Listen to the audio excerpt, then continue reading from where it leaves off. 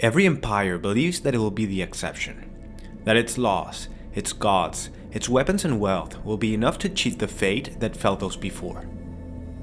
Ghost's Impera tears right into that. This whole album was inspired by the book The Rule of Empires, those who built them, those who endured them, and why they always fall. It's a chronicle of power at its peak, teetering on the edge, but it's not about Rome, Babylon, or the empires in the Victorian era. It's an allegory for America. Ghost sketches a world where collapse is not only inevitable, it's necessary, because sometimes the only way forward is through the rubble. As writer Nick Russell described it in a Kerrang article, Impera shows Papa Emeritus' cynical eye over corruption and madness, and observes how, for both good and ill, everything, everywhere, eventually ends. Let's check the album track by track, and see all its references, metaphors, and how it connects to the modern world.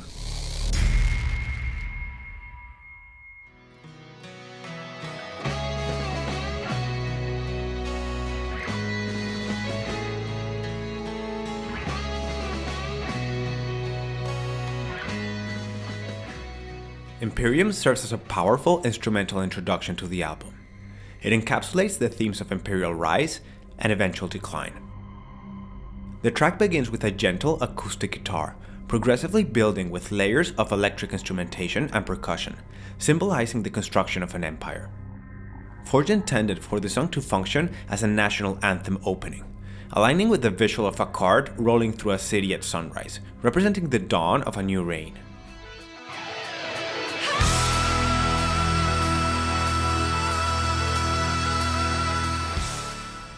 Kaisarion starts the album with power, musically and lyrically speaking.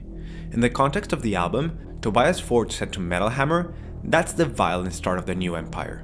The call to arms. Burn down everything from the past to build something new, and burn the books, and kill the whore."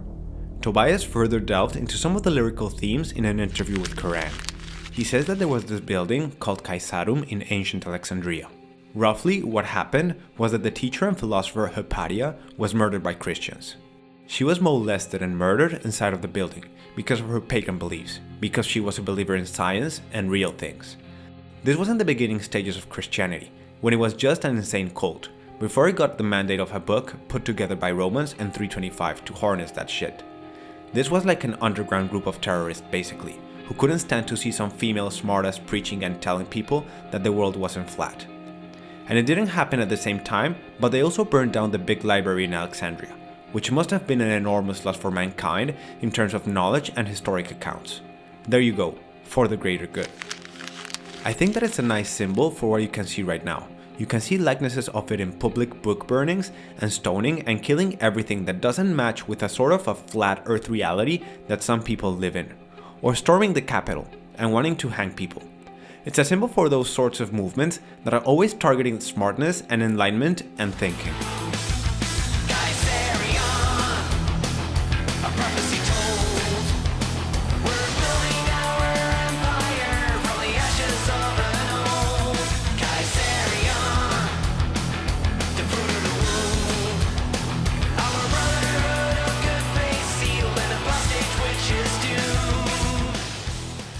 Tobias also added that the story this song tells, or the perspective it shines light onto, is basically stupid people destroying something that they don't understand with a frantic smile on their face. This has happened many times, and unfortunately will probably happen many times in the future, because unfortunately, things that we don't understand or that we cannot control have a tendency to arouse those feelings. We want to kill it, we want to destroy it. And this is just the introduction to the world of Impera. And now we see Papa Emeritus' cynical eye on society and how he compares historical events with the current state of the world.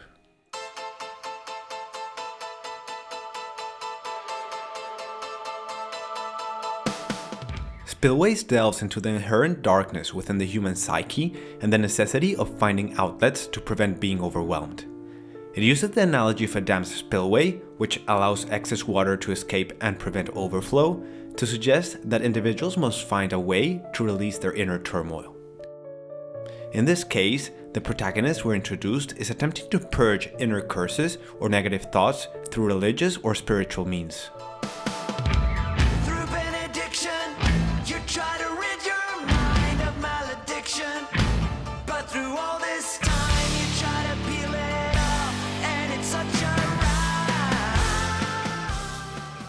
In the Christian church, a benediction is a short prayer seeking God's blessing and guidance for others. The lyric suggests that the protagonist is attempting to rid themselves of their burdens, but finds that these efforts are not enough to fully escape their demons. Since traditional spiritual ways are not helping him, he turns and looks for the help of the morning star.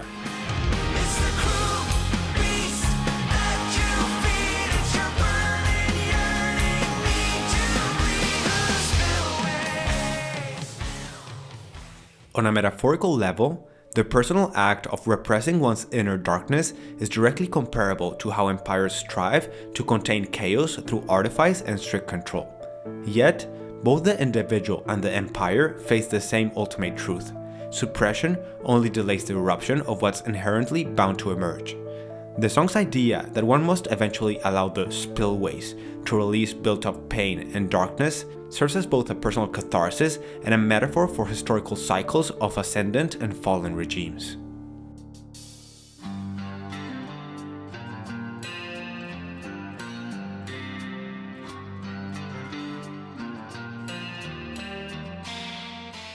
In Call Me Little Sunshine, Mephistopheles, a demon from German folklore, offers unwavering companionship to this person who's struggling. The song's title references British occultist Aleister Crowley, who during a 1930s court case equated the number 666 with sunlight, and where he told the judge that he can call him Little Sunshine. Crowley was also an inspiration for the album cover, but we'll talk more about it at the end of the video. There's an unmistakable conditionality in this song, a Faustian bargain. Salvation is offered, but only if you accept the terms, implying that every rescue comes with strings attached. This mirrors the way empires are built on foundational bargains that promise prosperity but sow the seeds of their eventual collapse. Tobias Forge told Metal Hammer that in the song, it's the devil basically, speaking to the little person in front of his or her computer or in their little room, calling out for them, "I'm always here for you." In this context, it's not a good thing. The song serves as a cautionary tale, reminding listeners to be mindful of whom they turn to in times of need, as the comfort offered may come with unforeseen consequences.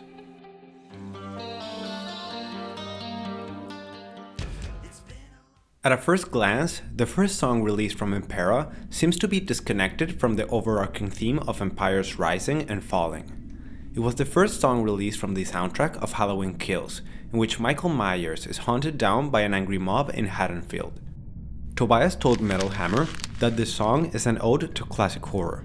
There was something nostalgic and longing in the track that drove him to write it, like coming back to a playground at nighttime.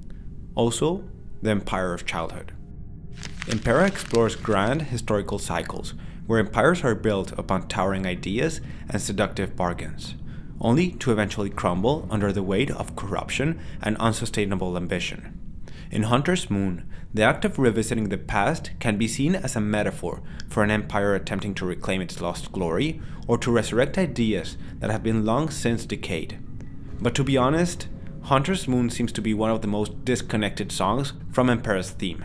But we get right back on track with the next song.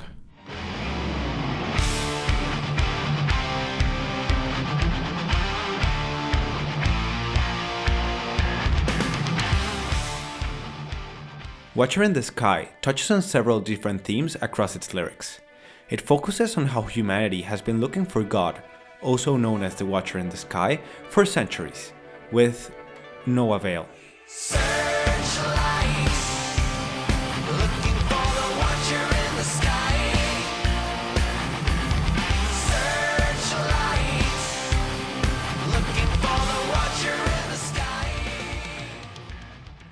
Tobias told Apple Music that this reverts back to the imperial world of Flat Earth Society members, basically. The narration is calling upon the scientific community to use whatever science we have here within this empire to stop looking at the stars and look for God instead. Can we reverse the tools that we have to watch the stars to communicate with the Lord? So, it's a song about regression. But in the bridge, Ghost throws a line that is quickly ignored by many, but strikes hard as a critique to the apparent benevolence of this all-powerful being, while also connecting to the dark natures of empires rising. For the light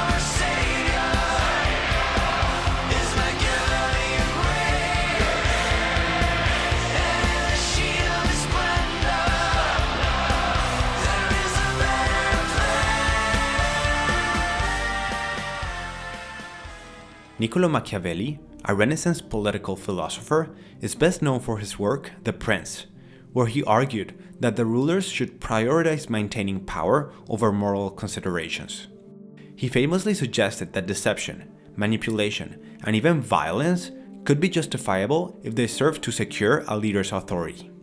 In Watcher in the Sky, Ghost appears to suggest that the divine figure operates not solely through benevolence, but through calculated tactics to maintain dominance. This critique parallels historic empires that projected grandeur while relying on ruthless methods to preserve their rule. And as Tobias said, all these actions taken by the empires lead to eventual regression and a possible downfall for us all.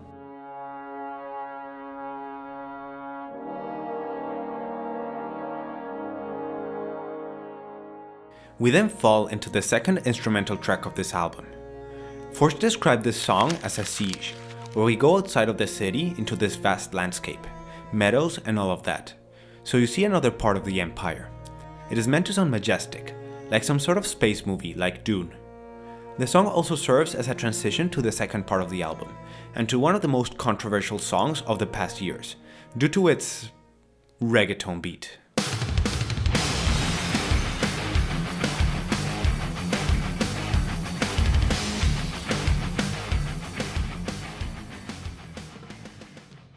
Twenties portrays a period of ambition and upheaval, where individuals and societies strive for dominance. The song's reference to power struggles, economic disparity, and societal shifts mirror the themes of corruption and ambition that underpin the rise and fall of empires. Here's what Tobias said about this song. Writing that song, it was very much meant as a paradox. This super aggressive lyrics, very hostile, and still meant as a pep talk, and basically demeaning anyone listening, and totally so openly hating anyone who's listening, promising only air, if that, poisonous air, but still sort of wrap it up as a gift, as something that you should thank and say thank you for. This marching anthem tells the people to get ready to fight. In a populist call, it tells the people of the Empire to fight against the ones who have oppressed them for so long. Listen up, you motherfuckers. Those Ivy League dopes, they wanna mock us. Tell them all, this is war, and not fighting a war, it's for suckers. But not only that, the song also has a direct reference to political figures and their controversial behavior, possibly alluding to Donald Trump. In the 20s, we'll be taking no shit from those shooters. In the 20s, we'll be grabbing them all by the hoo-ha. In the 20s. This section of the chorus mentions chulas, a Latin American way of saying cutie or cute, directly nodding at how Donald Trump has constantly looked down at Latin American immigrants in the US. And not only that, the final phrase likely references Trump's infamous grab woman by the pussy comments prior to the 2016 general election. In terms of musicality of the song, the rhythm and whole aesthetic was actually inspired by Brazilian funk music. Spark of inspiration was watching a TV program, and it's so poor of me not to remember what this program, who the program was about, but it was like a music program, a culture program in Sweden, on Swedish television. Was this reportage about a Brazilian, I believe, rapper or Brazilian artist who I guess was operating on some sort of underground level, and but he was very popular amongst. So he did a lot of like street parties, and this is from what I recall at least. And the way I remembered this program was he was doing a show in like a favela, and it was like all dark, and it was just like a backyard, and there was thousands of people there, and it was like one of the most musically aggressive things I've ever seen. And I mean, I come from death metal, black metal, that sort of Hard punk, where which is obviously sort of thriving on the idea of being like violent and dangerous and all that. And this just felt so but it was a party. It was just that synchronized. Everybody was jumping. Everybody was singing along to the songs, and it was very like he was like a very angry sort of dog, and it just immediately when I heard that, it was like, of course I had heard the rhythm before, boom, ba boom, ba boom, ba boom, ba, but it was like that sounds like a fun way to write an aggressive song that I have never really heard. It's impossible to know which was the exact documentary Forge saw, but it most probably showed some artists and songs like this. Desce, rebola gostoso, empina me olhando, eu te pego de jeito. Se eu começar embrasando. Senta, senta, senta, senta, senta, senta, senta, senta, senta. Chota dela vai pro ele pé, baile de favela que a Marconi.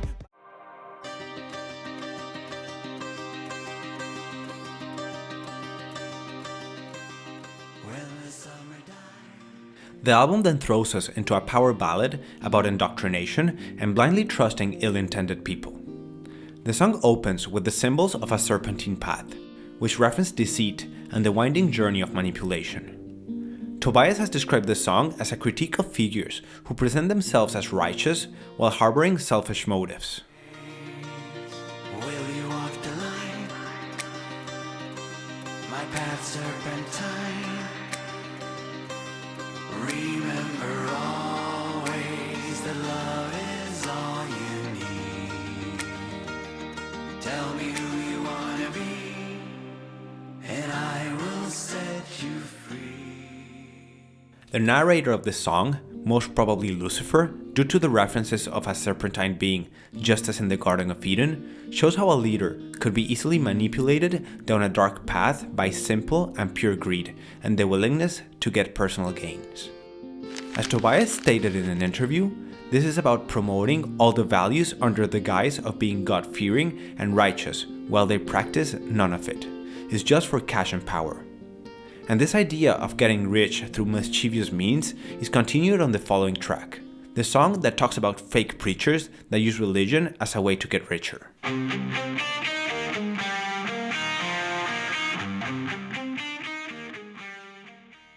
Griftwood talks about fake preachers that use religion to advance themselves while not abiding to what they believe in. The chorus of the song sells to the people the idea of sitting next to the spire, which literally means the tall, slender, pointed structure at the summit of church steeples. But the spire should most probably be taken in its metaphorical sense, as the person leading the cult, the church, or in Impera's way of seeing it, the leaders and oligarchs of the empire. You wanna play with the sire. You wanna view from the spire. You wanna see by the fire and never ever suffer again. But from the beginning, these leaders tell us that arriving there is not easy feat. And though they promise grandeur, they tell their followers that first they'll have to suffer. Suffering for the Lord is not an easy thing. Be it a conjuring, so ordained and adored, so immaculate. Ooh, so worth the death. Tobias said in an interview that this song directly references the American Empire, and more specifically, Mike Pence, who served as vice president in Donald Trump's first term. He told Kerrang that the song's about Mike Pence and anyone like him who's willing to soil everything they've worked for. They definitely qualify for a front row ticket to hell, which is so ironic because that's what they believe in. People like that completely demean themselves and just did shit out of someone's ass in order to achieve whatever they're trying to achieve. Again, he stands as a symbol for people of all times, where the end game is wrapped in some sort of religious thing. He's known as the sort of Bible thumper, believing that he has a strong faith, and he's just this awful, awful person in any way. He tries to tell the world that he serves God, and that he's part of the good side, whereas at the end of the day, the only thing he wants is power. But it doesn't have to necessarily be all about him. It's about people like him, about politicians, a lot of preachers, and a lot of clergymen through the history of time.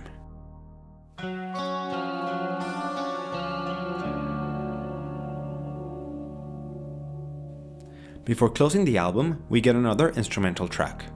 While the track itself is brief and obviously lacks lyrics, its title and placement within the album carry symbolic weight. The title, Bite of Passage, can be interpreted as a metaphor for a pivotal moment or rite of passage. The word bite, instead of the commonly used word rite, suggests that something impactful or consequential is about to come.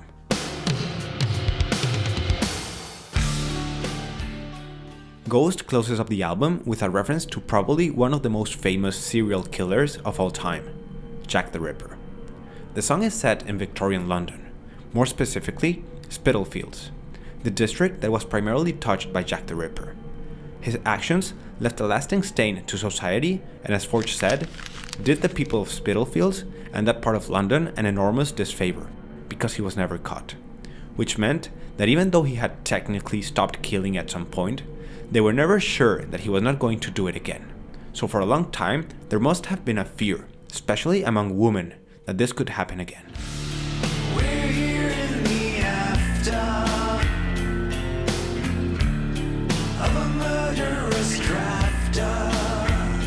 The past is spun like a yarn and mangled with flesh and blood and bones. I wonder, did no one hear the distant thunder? The song also explores themes of societal decay and hypocrisy. Lines such as Salting Earth with Tears of Jesus critique religious institutions and their failure to address the suffering of the masses. Conquering empires used to cover the crop fields of an unconquered land in salt to ensure that nothing could grow there again. The Tears of Jesus, generally regarded as something holy and healing, act against their nature by contributing to ruining everything via their unfortunate salt content. On top of it all, in interviews, Forge has described this song as a description of societal collapse and the cynical nature of history. And in the final pre-chorus, the song's reference to the Wizard of Oz and the curtain unveiled suggests the disillusionment with leaders and institutions to fail to live up to their promises. But just as the fear of Jack the Ripper coming back never truly disappeared, this extends to the current era's fear of a damaging leader coming back to lead the fall of an empire. And that's how Ghost concludes Impera, but there's still more hidden meanings behind this album.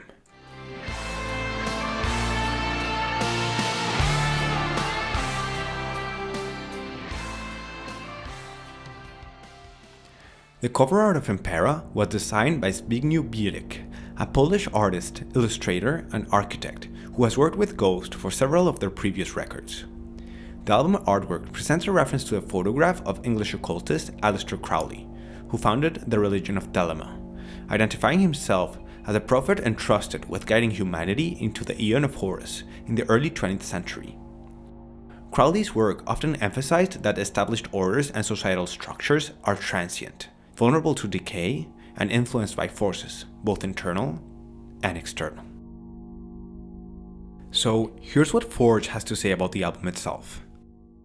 I'm actually a positive guy as much as I'm thinking about a lot of negative things, but my hope, and I am actually quite positive. I think that things are gonna be better. I believe in the fall of the shitty empires and the rise of the good ones.